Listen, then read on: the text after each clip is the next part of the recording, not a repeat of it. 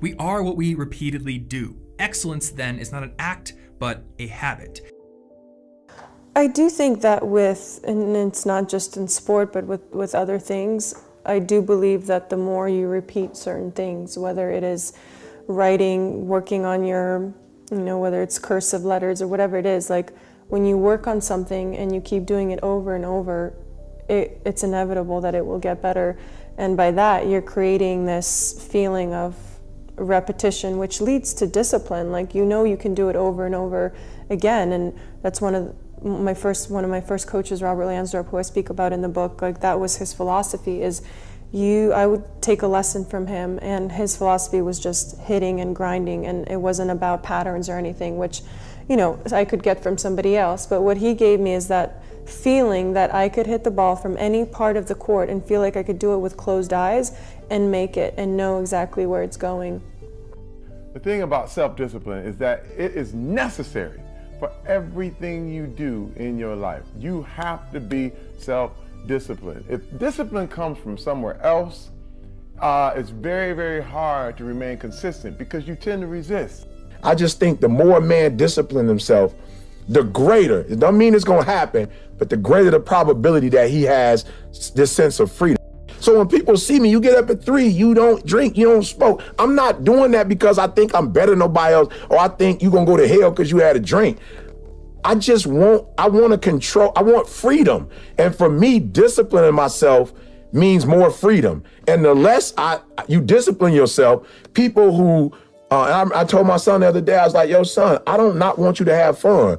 I've just seen a history of people who just have fun. Christmas, Thanksgiving, Halloween, New Year. Yeah, they're the people who Thursday night, Friday night. Oh man, every night. Yeah. They're the people who end up in their 20s having a great deal of fun, but in their 40s and 50s, they working for somebody, and I'm not saying nothing wrong with cleaning toilets, but they doing something they don't want to do for the rest of their life, and they can't retire because they played so much. Truly, everything in our life is connected. Like, you can't imagine that everything's in a separate box, like your relationship is a separate box, your health, your finance, your mindset. I imagine all these separate boxes, but there's wires. And I'm a very visual person, right? So I imagine these separate boxes of health and mindset and relationship and business.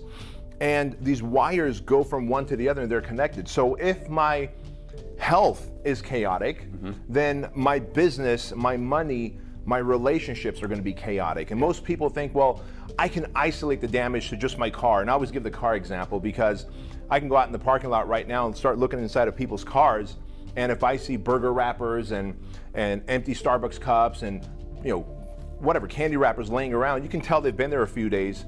If your car's chaos, if your car is a mess, odds are I can go find the office building and find the person who owns that car and their desk is a mess. Right. Odds are their health is a mess, their relationship is a mess, and I can look into their bank account is a mess.